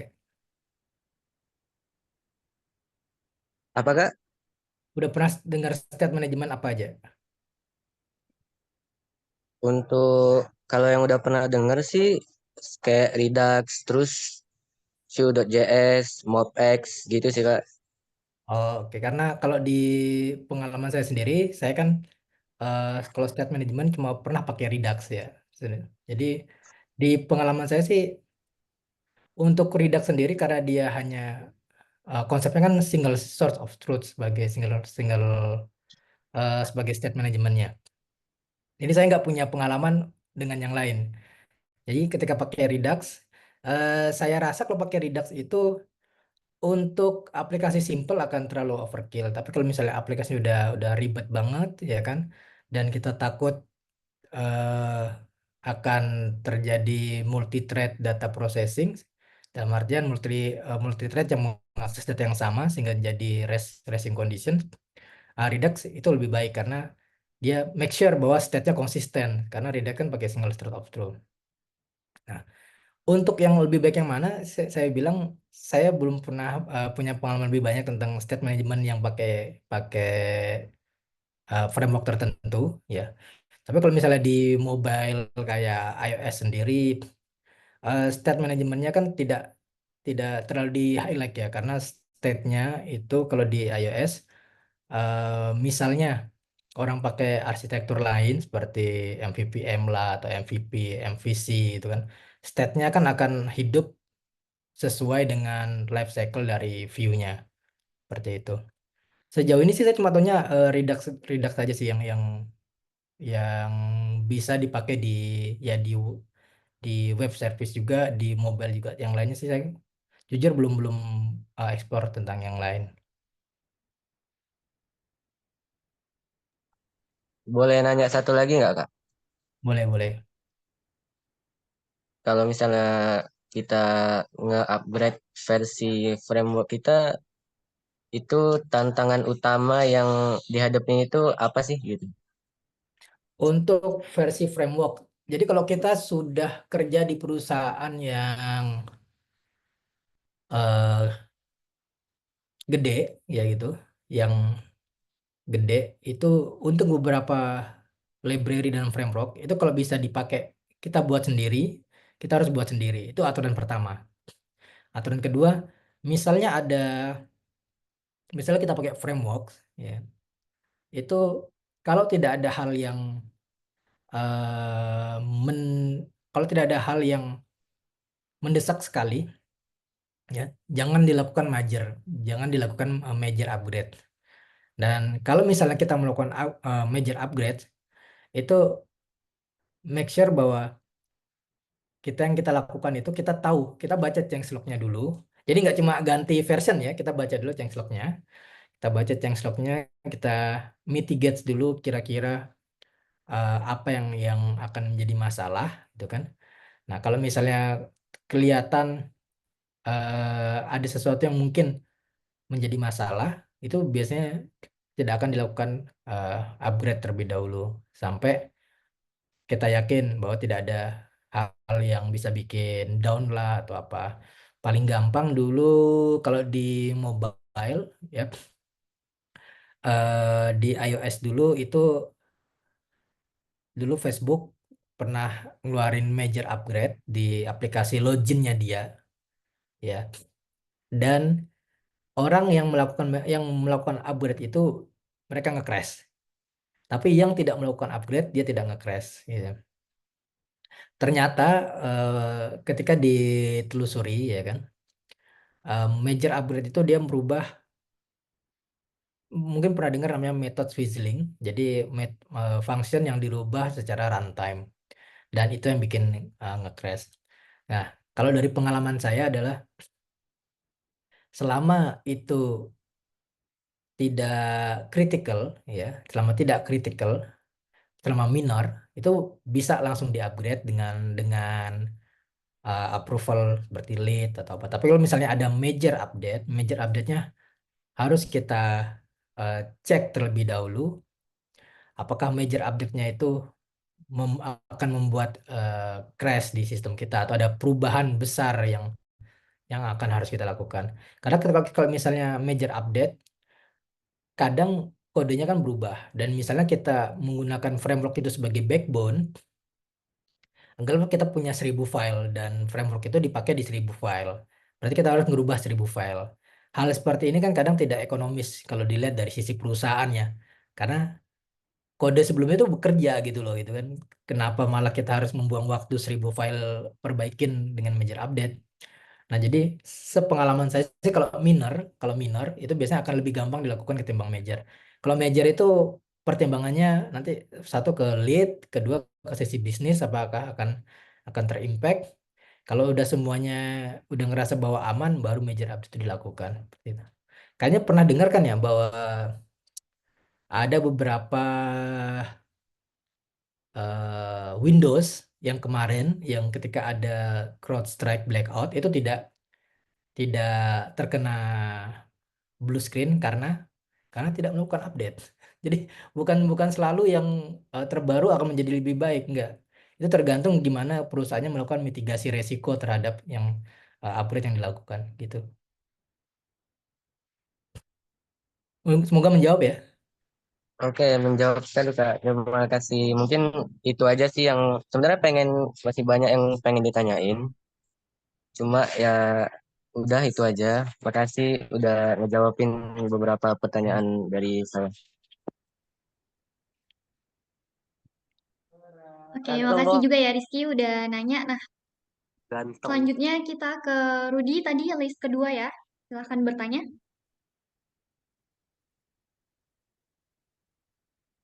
Oke, sudah dengar suara? Tes. Suaranya masuk? Sudah. Masuk. Nah, saya ada pertanyaan buat Bapak Kurniadi. Selama Bapak terjun di dunia industri pengembangan software, yang saya mau tanyakan, apa tantangan terbesar yang Bapak hadapi di awal memasuki dunia industri, Pak? Itu aja, Pak. Terima kasih. Paling awal, tantangan yang paling awal adalah cari perusahaan yang mau nerima kita, karena kita nggak punya pengalaman kerja secara real kan. Ya. Tapi kayak yang saya ceritakan tadi, saya beruntung banget bos pertama saya itu Pak Adip namanya dari Algo Studio. Beliau itu saat saya melakukan interview gitu kan, saya tuh nggak ditanyain hal teknis apapun yang menyusahkan, enggak. Saya cuma ditanyain sudah pernah bikin aplikasi apa ya kan, disuruh tunjukin aplikasinya ya kan? Terus kalau misalnya udah oke, beliau bilang, oh udah oke, mau gaji berapa gitu. Ini menarik nih, ketika saya pertama kali kerja, saya minta gaji 1 juta, oke ya kan. Terus kata Pak Adip, kan saya di Malang ya. Kata Pak Adip itu 1 juta mana bisa hidup di Malang, saya naikin 1,5 juta. Jadi pentingnya mendapatkan eh, bos pertama yang suportif sih, seperti itu sih. Nah tapi susahnya dia kalau kita nggak pernah bikin apa-apa. Nah itu yang susah tuh. Apa yang mau kita tunjukkan? Karena dunia software engineer itulah dunia di mana kita menunjukkan bahwa kita bisa kerja, gitu kan. Contohnya nih, contoh tadi yang saya bilang, teman saya yang anak SMK yang akhirnya keterima di video dan kerja di video. Setelah itu dia sekarang jadi, saya lupa, lead ya kali ya, saya jadi lead ya. Saya tanya, SMK-nya dulu SMK IT di mana? Dia bukan SMK IT, dia SMK penerbangan. Oke, SMK penerbangan dia, tapi dia memang bisa bikin web segala macam. Itulah dunia kita sekarang. Dunia kita sekarang itu terutama dunia IT itu yang dicari bukan kita lulusan mana, tapi bisa nggak kita melakukan hal yang diminta gitu. Dan untuk menunjukkannya itu, kalau kita nggak kenal orangnya, ya kita minimal punya sampel produk yang bisa kita tunjukkan ke recruiter. Saya nggak tahu sih di SMK ini mungkin disuruh bikin produk atau enggak gitu, buat tugas akhir. Maksudnya bukan tugas akhir ya, buat tugas sekolah gitu kan. Kalau misalnya pernah disuruh bikin game atau disuruh bikin aplikasi, saran saya sih dokumentasi dibagusin, jangan lupa didokumentasikan. Kalau mau di-push ke GitHub silakan di-push ya kan. Kalau mau di submit ke App Store atau Android, Google Play Store, itu malah lebih bagus karena ketika kita belum punya nama, orang belum tahu apa yang bisa kita lakukan. Itu penting banget menunjukkan, oh kita udah pernah publish nih gini. Tuh.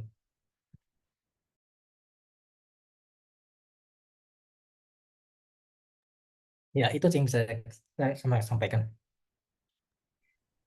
Oke, baik, Pak. Terima kasih ya, Pak. Baik, terima kasih Pak. Semoga Rudi menjawab ya.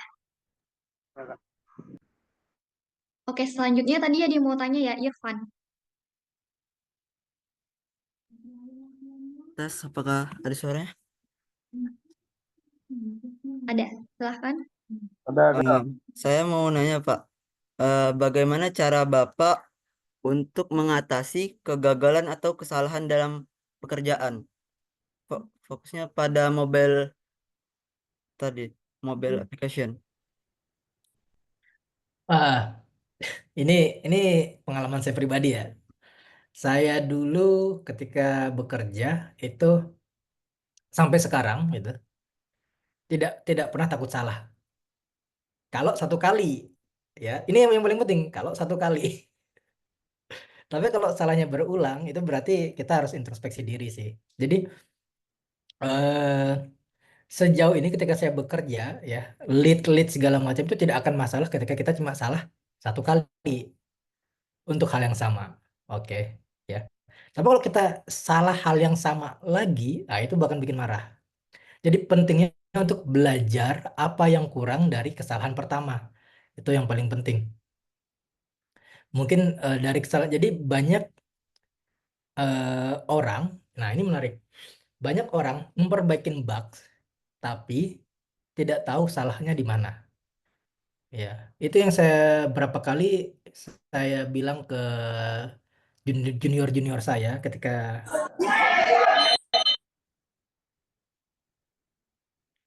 yang saya bilang ke junior saya ketika bekerja adalah tidak tidak ketika kita perbaikin bug itu minimal kita tahu root cause-nya apa. Karena ketika kita tahu root cause-nya, kita tahu apa yang salah, ya kan? Pernah lihat meme ini nggak apa? My code works, I don't know why. My code doesn't work, I don't know why. Itu karena kita tidak paham masalahnya apa. Jadi ketika salah, kita harus tahu masalahnya di mana, dan kita perbaikin masalahnya itu, bukan menutupi masalahnya. Itu. Jadi ada bug yang diperbaiki dengan menutupin kesalahan. Ada bug yang diperbaikin dengan memperbaikin sumber masalahnya. Ya, kalau misalnya yang saya lakukan selama ini, saya mencoba mencari sumber masalahnya. Nah, makanya saya bilang, ah, alhamdulillah sampai saat ini, ketika saya salah itu saya cuma salah satu kali. Karena ketika salah dua kali, biasanya akan lebih, ngomelnya lebih banyak tuh. Kalau misalnya salahnya satu kali, hampir semua perusahaan itu masih memaklumin. Tapi kalau sering sekali salah, dan salahnya di tempat itu, satu, lead kita akan hilang trust sama kita. Saya sudah pernah lihat beberapa kali ada orang yang nggak dikasih kerjaan sama leadnya, ya, karena leadnya tidak percaya dengan kemampuan dari orang tersebut. Atau ada orang yang tidak dipercaya untuk melakukan proyek besar, fitur besar. Karena ya sama tadi leadnya tidak percaya dia bisa melakukan hal itu. Ya, jadi salah itu tidak masalah, asal tahu salahnya di mana dan tahu cara memperbaikinya. Tapi jangan ngeles ya. Banyak juga orang yang salah tuh ngeles. Oh Pak, ini bukan bug Pak, ini fitur. Ini memang harusnya kayak gini. Jangan. Kalau memang salah ya akuin aja salah ya. Dan sepengalaman saya, yang punya kebiasaan ngeles nggak cuma orang Indonesia kok. Orang luar sana juga beberapa ngeles juga udah pernah dengar saya. Jadi pentingnya untuk tahu apa yang salah, apa yang diperbaikin, dan make sure bahwa itu nggak terulang lagi sih. Jadi salah nggak masalah sih.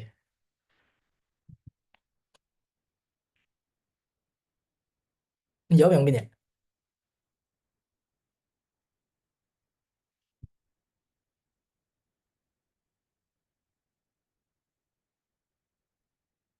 Halo, suara saya kedengaran? Oke, Pak. Dengar, Oh, Pak, dengar. Dengar, Pak.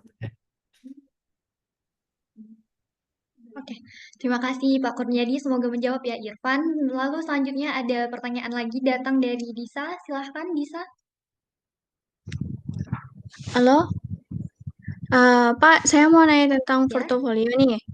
Kalau portofolio pada kegiatan Teaching Factory yang kami kerjakan di sekolah saat ini tuh apa bisa kami masukkan nanti Pak ke visinya? Apa? Visit factory? Apa gimana? Sorry.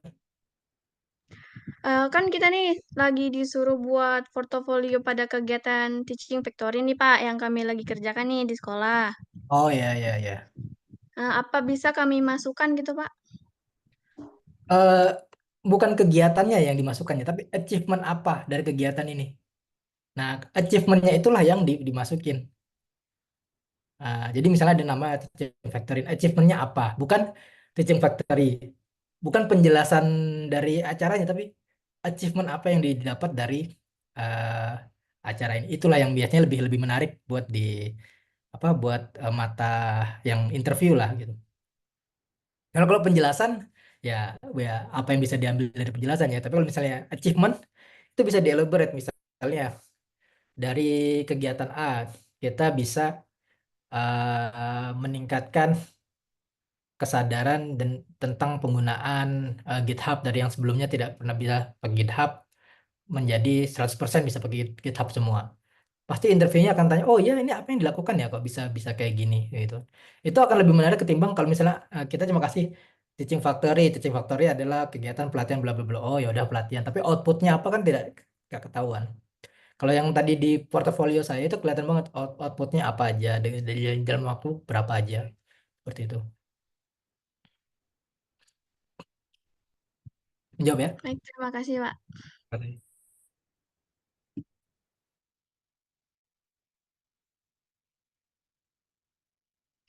Baik, terima kasih. Selanjutnya Dinda Agustina.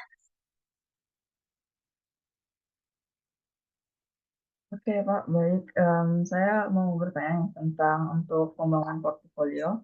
Apakah ada elemen kunci yang harus ada dalam portofolio seorang IT profesional IT ini, dan proyek apa sih yang cukup bernilai di mata para perekrut dunia industri, terutama dalam industri programming?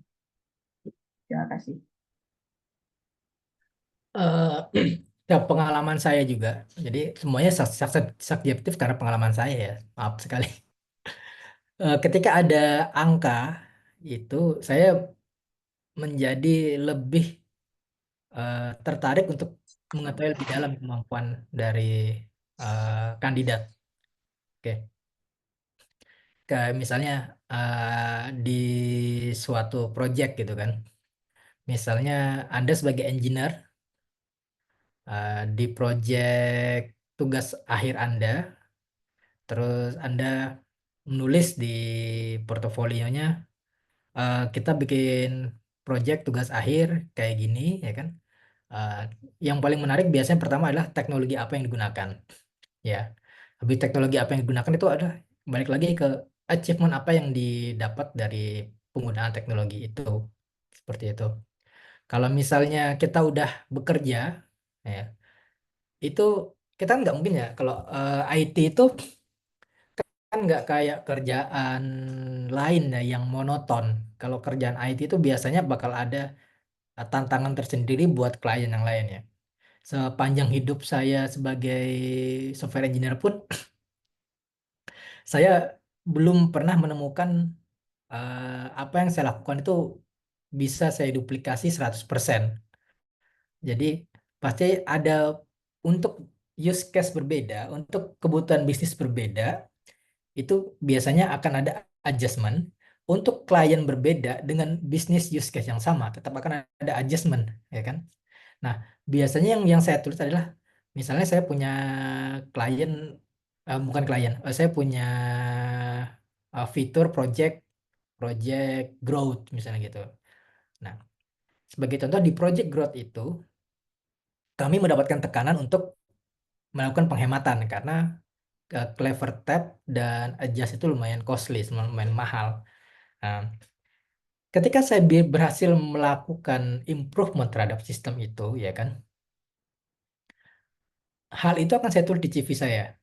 Saya akan tulis berapa lama saya mengerjakannya dan achievementnya itu apa ya. Misalnya achievementnya bisa ditulis dalam angka, itu akan bagus. Tapi kalau misalnya tidak bisa ditulis dengan angka, maka ditulis saja achievement ini itu untuk menggantikan atau mengatasi masalah apa, seperti itu. Jadi pentingnya untuk mengerjakan proyek besar itu adalah kita bisa nulis achievementnya secara lengkap gitu. Tapi apakah itu berarti program kecil-kecil tidak bisa tulis hal yang sama di CV mereka, bisa. Tulis aja kita part of team yang mengembangkan growth tools yang bisa menggantikan Clevertap dan Adjust dan akhirnya mendapatkan efisiensi pengeluaran sebesar berapa misalnya ada. Tetap bisa. Jadi jangan jangan jangan malu-malu menjual eh, sekecil apapun achievement yang pernah kita lakukan ketika mengerjakan suatu project itu. Baik, Pak. Terima kasih atas jawabannya. Terima kasih. Baik, terima kasih juga Tinda udah bertanya. Dan sebelumnya untuk informasi teman-teman semuanya, tadi dari Disa ya pertanyaannya ada mention tentang TEVA atau Teaching Factory.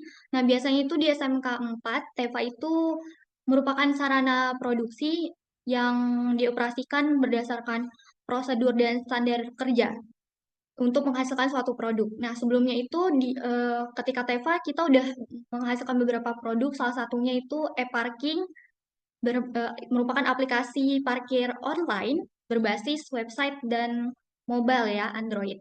Nah, kira-kira TEVA itu seperti itu. Jadi di masa depan kalau misalnya adik-adik mau ikut TEVA itu boleh banget ya, karena benar-benar membantu. Oh iya Yang iya. mungkin selanjutnya ada yang mau bertanya lagi? Saya mau tambahkan sedikit. Oh iya. Jadi walaupun saya itu baru mulai kerja secara hitungan itu 8 tahun 9 tahun ya. Tapi bekerja sebelum lulus itu memiliki pengalaman kerja sebelum lulus itu penting. Bukan bekerja, memiliki pengalaman kerja. Kayak tadi saya bilang bahwa saya di semester 5 atau 6 itu udah mulai bekerja, yang mana teman saya itu baru mulai bekerja di semester setelah lulus, yaitu mungkin 2 atau 1,5 tahun kemudian. 1,5 tahun inilah kesempatan kita untuk belajar ya, walaupun gajinya kayak saya bilang tadi, saya minta 1 juta aja dinaikin kan. Tapi dengan itu ketika saya lulus, saya akan punya pengalaman kerja. Sama seperti Teva ini. Kalau misalnya nih adik-adik nanti di Teva ini ikut ambil bagian gitu, mendevelop Tevanya gitu kan.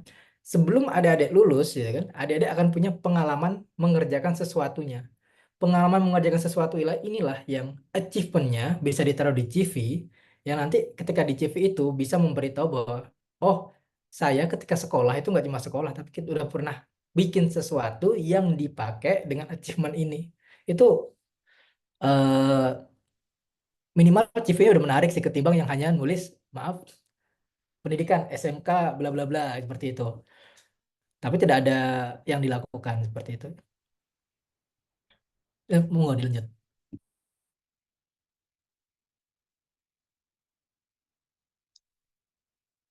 Baik, kira-kira selain portofolio yang kami kerjakan yang tadi bentuknya TEVA itu, ada lagi kah Pak bentuk lain untuk bisa kita ajukan supaya keterima kerja?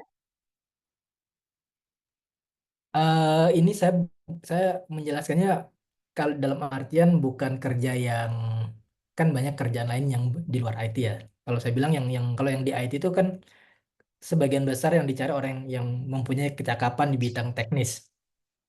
Oke. Nah, yang bisa dilakukan kalau misalnya Teva itu terlalu besar, ya kan, terlalu besar, bisa lebih simple. Jadi lebih simple itu adalah untuk iOS mungkin agak susah ya, karena iOS itu eh, aplikasi yang dibuat itu nggak bisa yang kecil-kecil banget. Tapi kalau buat yang Android seperti itu aplikasi kecil-kecil bisa bisa masuk. Kalau yang saya pernah bilang ketika saya interview pertama, saya bikin 2 aplikasi, yaitu satu aplikasi eh, membaca, bukan membaca, aplikasi pernah tes buta warna nggak ya? Pernah lah pasti ya. Yang kertas dibuka-buka, oh ini angka berapa, angka berapa. Itu saya buat. Itu susah nggak? Nggak kan? Oke. Yang kedua, aplikasi kedua itu aplikasi namanya Shaker. Shaker tuh dia cuma tahu lato-lato kan mainnya gini ya. Ya, lato-lato kan gini. Shaker itu adalah dia mainnya gini. Jadi cuma banyak-banyakan yang muter. Itu memakai giroskop di dalam HP. Nah, 2 aplikasi simpel ini loh itu bisa bikin saya kerja, ya kan?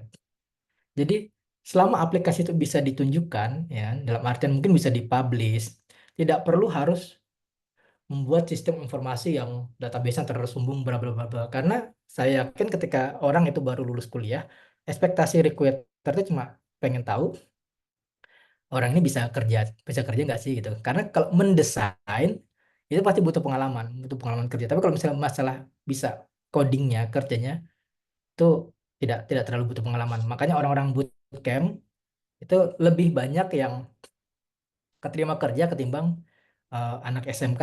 Maksudnya anak SMK atau anak kuliah di perusahaan. Karena ketika bootcamp mereka itu udah diajarin cara bikin eh, cara punya kemampuan yang sesuai dengan kebutuhan di dunia kerja gitu.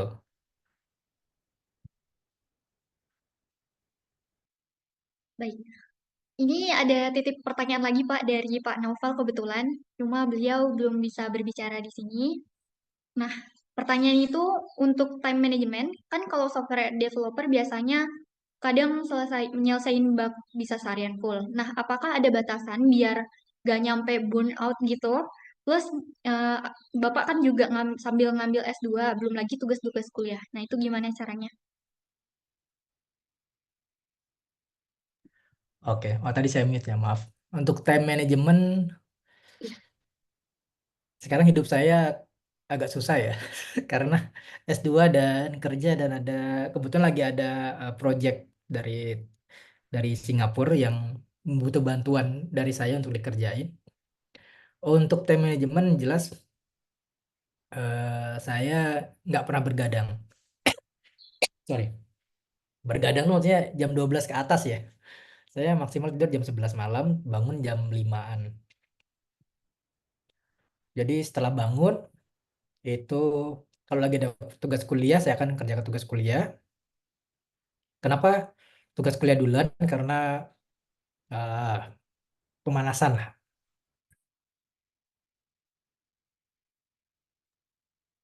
Setelah itu kan kita kerja. Saya mulai kerja jam 8, jadi saya bangun jam 5, saya selesai jam 7. Jam 7 sampai jam 8 persiapan kerja, jam 8 sampai jam 5 sore saya kerja. Dan jam 5 sampai malam lagi. Kalau lagi ada kuliah, kan kita kuliah. Kalau lagi nggak ada kuliah, ya kita mengerjakan tugasnya. Nah, gimana dengan weekend? Nah, ini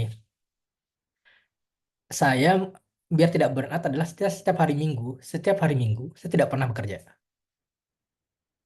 Oke, jadi kita kan dapat kan Senin sampai Minggu kan. Nah, jadi teknik saya adalah pagi sama malam itu saya kecil dikit-dikit. Bagian gedenya itu saya lakukan ketika hari Sabtu. Ya, jadi kalau dari hari Sabtu, kayak sekarang ini, saya ya dari jam 5 pagi mungkin sampai jam 9 malam, ya kerja aja terus, atau proyekan aja terus sampai jam 9 malam, gitu kan. Tapi besok, hari Minggu, saya nggak pegang laptop sama sekali. Oke. Saya nggak ngerjakan proyekan sama sekali. Karena kita harus profesional juga ya, karena eh, perusahaan kita bayar kita, itu kan buat hari istirahat juga. Jadi misalnya kita kecapean terus Seninnya nggak bisa kerja, kita jadi tidak profesional. Jadi untuk biar recharge, biar nggak capek, itu biasanya yang saya lakukan adalah dari Senin sampai Jumat itu misalnya ada tugas kuliah atau proyek untuk kita kerjain dikit-dikit. Hari Sabtunya itu di full 1 hari sampai malam. Tapi minggunya kita bebasin semua, kita nggak apa-ngapain gitu. Tapi nggak harus selalu gitu sih. Kadang ada yang Sabtunya yang saya gituin, minggunya saya gas ya.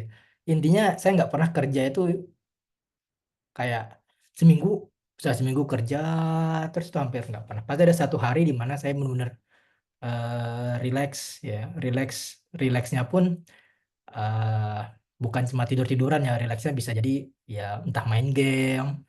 eh, Kalau sekarang saya punya VR, yang main VR atau baca buku. Oh, saya belum bilang buku itu penting. Jadi orang menganggap bahwa buku itu membaca artikel sama seperti membaca buku. Nggak sama. Membaca buku itu lebih dalam ketimbang membaca artikel. Jadi kalau misalnya punya dana lebih buat beli buku yang bersifat teknis, coba deh dibaca. Bahwa yang dibicarakan di buku itu pasti lebih dalam ketimbang cuma baca artikel-artikel di internet. Membaca buku juga healing sih menurut saya sih.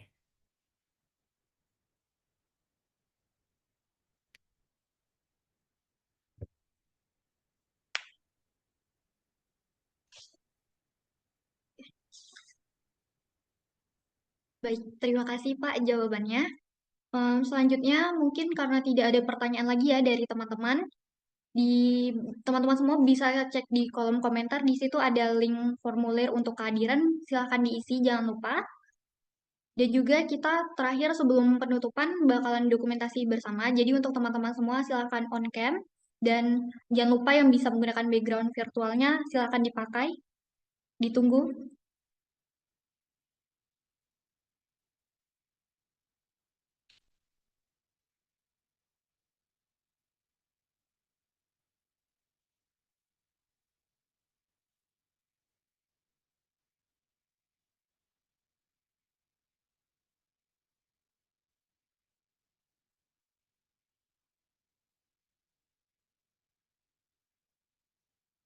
Oh, ada yang mati lampu ya? Yang berterbaik. Oh enggak, saya kan kecil Yang di mati lampu nggak Kalimantan ya. apa-apa. Di Kalimantan itu kalau mati lampu dari jam 9 pagi sampai jam 9 malam atau jam 10 malam kalau di Kalimantan. Saya nggak tahu deh kalau di eh, tempat kalian apakah kayak gitu. Tapi kalau di Kalimantan seperti itu.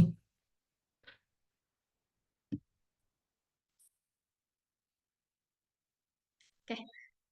Karena sudah selesai dokumentasinya, saya ucapkan terima kasih kepada teman-teman semua yang telah antusias buat ikut belajar bersama di sini. Tentunya juga terima kasih kepada Bapak Kurniadi sudah meluangkan banyak waktunya untuk sharing-sharing, memaparkan materi di webinar kali ini. Nah, terakhir, tidaklah bisa bubur menjadi nasi, maka jagalah diri sendiri. Saya Sica selaku MC, mohon pamit undur diri. Wassalamualaikum warahmatullahi wabarakatuh. Waalaikumsalam. Waalaikumsalam warahmatullahi wabarakatuh. Salam warahmatullahi warahmatullahi wabarakatuh. wabarakatuh. Jang. Jang. Jang. Udah boleh keluar ya. Nanya ini yuk, nanya buat anak semuanya.